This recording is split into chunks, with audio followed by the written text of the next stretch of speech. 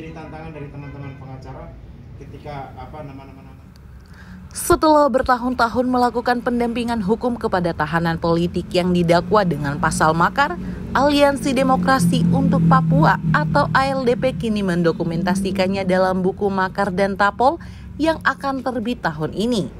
Wah, ini idenya sudah lama sebenarnya, membuat buku gitu sudah lama lah, bertahun-tahun sebelumnya. Tapi kemudian baru terwujud akhir tahun kemarin. Kami mulai dengan mendokumentasikan putusan-putusan makar seluruh tanah Papua, tapi kita pakai batasan dari 2020, tidak sebelumnya, karena mungkin lebih banyak kalau sebelumnya toh.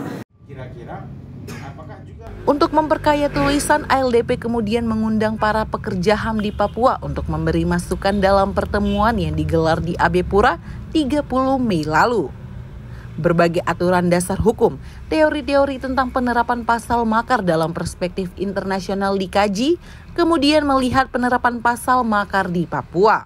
Jadi dari praktek itu kami menyimpulkan bahwa ini pasal untuk menstigma, untuk kriminalisasi gerakan masyarakat sipil. Nah, kita bisa lihat di bagian laporan selanjutnya, bab selanjutnya adalah bagaimana putusan-putusan yang ada, putusan yang kontroversi, putusan yang misalnya dibebaskan, tapi kemudian di tahap banding, kena vonis gitu, dan sampai pada kriminalisasi gerakan masyarakat sipil. Walau penerapan pasal makar dinilai tidak efektif digunakan, namun persidangan dengan pasal makar terus ada hingga tahun 2023. Makar tidak mampu merubah pandangan kritis atau pandangan pro Papua Merdeka menjadi NKRI, katakanlah semacam gitu ya, narasi. Karena memang ada yang berulang-ulang. Dan itu generasinya berlapis ya, dari generasi dulu sampai sekarang, anak-anak muda sekarang ditangkap baru keluar 2 bulan masuk lagi. Nah, kami membacanya itu sebagai pasal yang sebenarnya tidak efektif. Jadi penyelesaian yang namanya hak kebebasan berekspresi itu bukan dengan pasal makar harusnya, karena itu nggak membuat jera dan tidak efektif. Proses pendokumentasian yang dilakukan ALDP ini mendapat sambutan baik dari kolega pekerja HAM lainnya.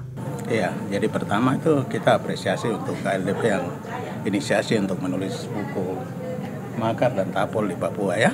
Saya pikir teman-teman yang ambil inisiatif ini bagus untuk bagaimana mengkritisi, bagaimana mendorong perubahan supaya ke depan pasal makar ini digunakan pada tempatnya. Selain tidak efektif, penggunaan pasal makar dinilai sesat karena pasal ini adalah pasal peninggalan kolonial Belanda saat masih menjajah Nusantara, namun digunakan hampir 8 dekade kemerdekaan Indonesia. Kalau KUH pidana Belanda itu berasal dari kata Anslag. Anslag kalau diterjemahkan ke Indonesia itu menyerang. Nah, begitu dikodifikasi ke kita punya kitab Undang-Undang Hukum Pidana, itu maknanya jadi berubah. Makar itu ditafsirkan kemana-mana. Jadi pasalnya jadi pasal karet, gitu. Jadi orang demo ada kaitan dengan bicara Papua Merdeka dengan pelanggaran HAM, diterjemahkan itu mau melawan negara, gitu. Yang lebih parah lagi, orang kumpul-kumpul berdoa untuk mengucap syukur soal Papua atau soal hari-hari di Papua diterjemahkan dengan makar. Nah, ini yang saya dikatakan jadi sesat itu. Nah, akibat hampir setiap tahun ada saja tahanan yang dikenai pasal makar. Berarti solusi untuk penyelesaiannya bukan solusi hukum. Solusinya adalah resolusi konflik, dan saya pikir dialog itu jadi penting. Dialog supaya pihak-pihak yang bertikai, dalam hari ini orang Papua yang menginginkan pelurusan sejarah, perwakilan dari Papua yang menginginkan pelurusan sejarah, dan pihak Indonesia duduk sama-sama, ada pihak ketiga yang netral, dan kita cari solusi.